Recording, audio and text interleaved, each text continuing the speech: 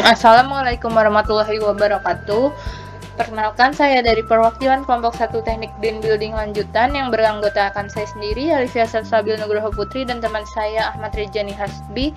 Pada kesempatan kali ini saya akan mempresentasikan rancangan tugas akhir kami mengenai pesona Trikora Super Pine House. Untuk profil dari bangunan yang kami rencanakan sendiri yaitu berada di pusat kota dengan aktivitas yang tinggi, pesona Trikora Super Penthouse hadir dengan konsep green living.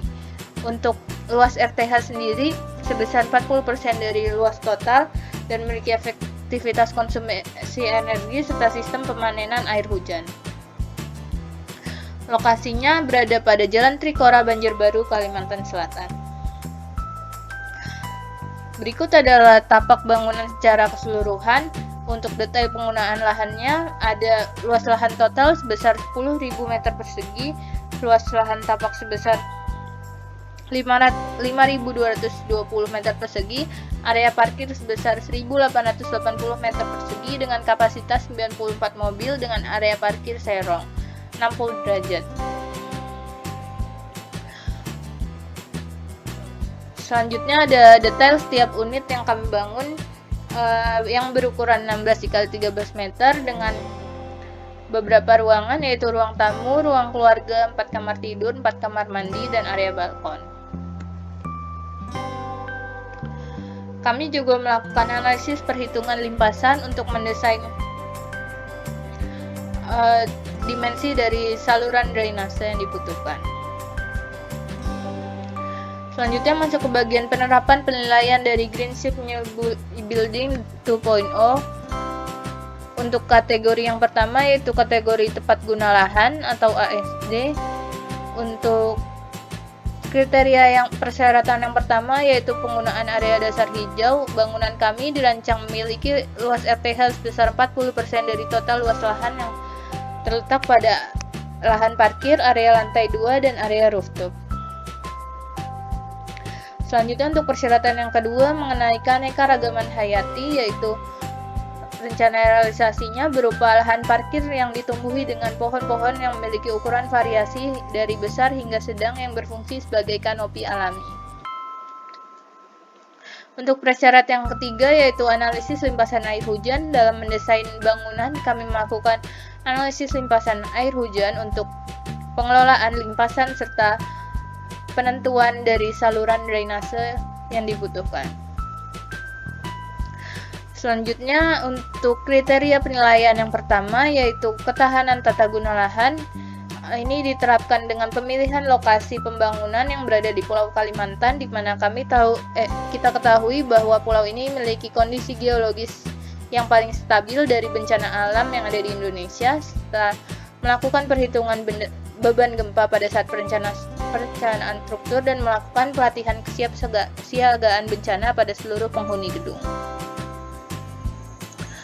Untuk kriteria yang kedua yaitu membangun bangunan pada pusat kota yang dilengkapi dengan 10 dari 13 prasarana kota, yaitu jaringan jalan, penerangan, listrik, drainase, pembuangan sampah, pemadaman kebakaran, fiber optik, pejalan kaki kawasan, gas, telepon, air bersih, dan transportasi umum. Selanjutnya kriteria yang ketiga yaitu aksesibilitas komunitas, yaitu terdapat 10 fasilitas umum di area sekitar bangunan seperti bank, transportasi umum, fasilitas pendidikan, ibadah, apotik, rumah makan, kantor pemerintah, kantor jasa logistik, rumah sakit, dan kantor pemerintahan. Selanjutnya untuk kriteria yang ke-8 yaitu manajemen limpasan air hujan. Untuk menangani hal ini kami menggunakan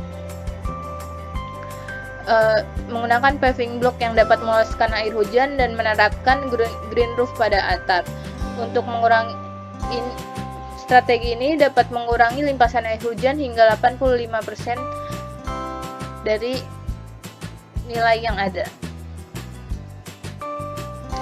Selanjutnya masuk ke kriteria yang kedua yaitu efisiensi dan konservasi energi. Untuk persyaratan yang pertama yaitu pemasangan submeter listrik pada setiap unit. Prasyarat kedua yaitu melakukan perhitungan OOTV dengan memperhitungkan arah bangunan, kombinasi material dinding, luas dinding, sehingga didapat nilai OOTV sebesar 28,82 yang menunjukkan bahwa bangunan yang telah dibangun telah memenuhi standar Green Building Norms GBCI. Selanjutnya ada EEC yang kedua yang mengenai fitur hemat energi, di mana setiap bangunan ini menggunakan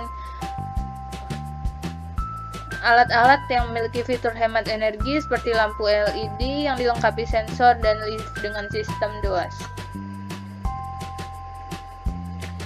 Yang ketiga ada pencahayaan alami, di mana setiap unit memiliki sliding door kaca yang besar sehingga dapat memperbesar kemungkinan cahaya masuk ke dalam ruangan. Selain itu, area lobi bersifat semi outdoor yang dilengkapi dengan dinding dan pintu kaca.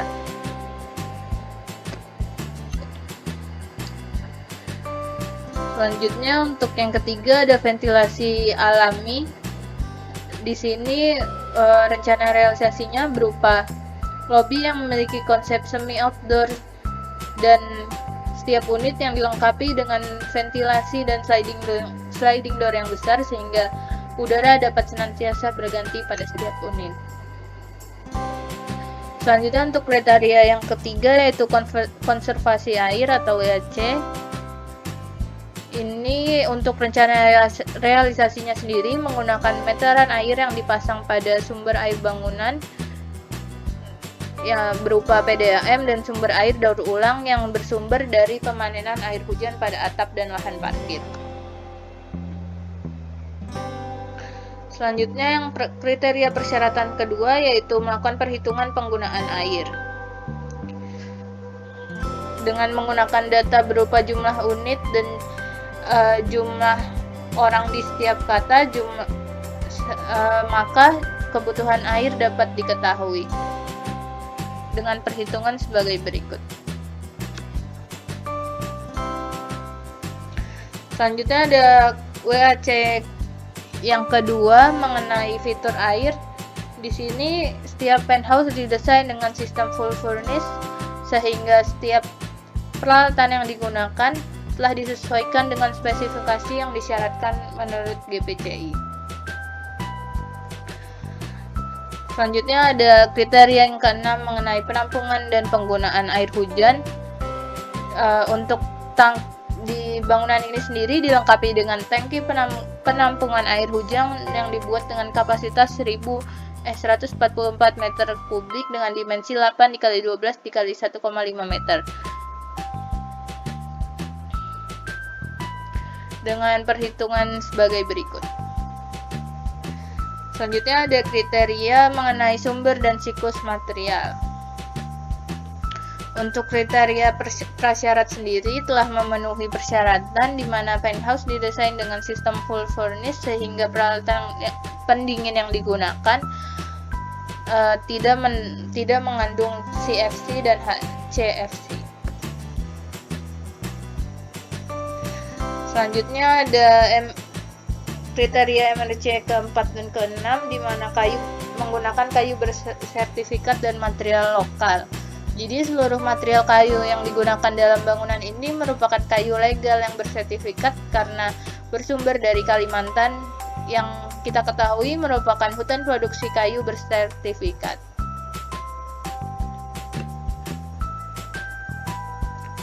Selanjutnya untuk kriteria kesehatan dan kenyamanan ruang. Untuk kriteria prasyarat yang pertama sendiri mengenai introduksi udara luar, rencana realisasinya berupa bangunan yang dilengkapi dengan kombinasi ventilasi, pintu, partisi, berongga yang sehingga dapat memungkinkan terjadinya introduksi udara luar ke dalam ruangan. Untuk prasyarat yang kedua yaitu pengendalian asap rokok, dilakukan dengan cara memasang sensor asap dan tanda dilarang merokok di seluruh area di dalam gedung maupun di luar gedung. Untuk kriteria persyaratan yang ketiga yaitu material tanpa asbestos, rencana realisasi sendiri menggunakan atap yang berbahan dak beton sehingga dapat dimanfaatkan sebagai green roof pada bangunan utama. Untuk kriteria yang ketiga mengenai polutan kimia, rencana realisasinya dengan menggunakan seluruh material dan cat yang telah disesuaikan dengan standar, yaitu memiliki kandungan VOCs rendah, formaldehida rendah, dan kadar merkuri rendah serta bebas timbal. Selanjutnya untuk kriteria keempat mengenai pemandangan keluar gedung, yaitu setiap ruang utama dari setiap unit dilengkapi dengan pintu kaca yang besar yang menghadap langsung ke pemandangan luar bangunan, sehingga penghuni dapat menikmati pemandangan yang ada. Selanjutnya untuk poin yang kelima dan keenam mengenai kenyamanan visual dan thermal, yaitu setiap ruangan dilengkapi dengan lampu dan sensor yang secara otomatis dapat mengatur tingkat cahaya yang dikeluarkan. Selain itu juga memiliki AC sentral yang mampu mengondisikan temperatur dan kelembaban udara sesuai dengan standar SNI. Untuk poin ketujuh mengenai tingkat kebisingan, yaitu penerapannya dengan menempatkan unit penthouse pada lantai ketiga dan seterusnya, sehingga dapat terhindar dari kebisingan dari lingkungan di sekitarnya. Terus selain itu untuk menjaga kebisingan antar unit digunakan pembatas berupa dinding beton yang dibangun dengan ketebalan 15 cm antar ruang dan 30 cm antar unit untuk meminimalisir terjadinya gangguan bising.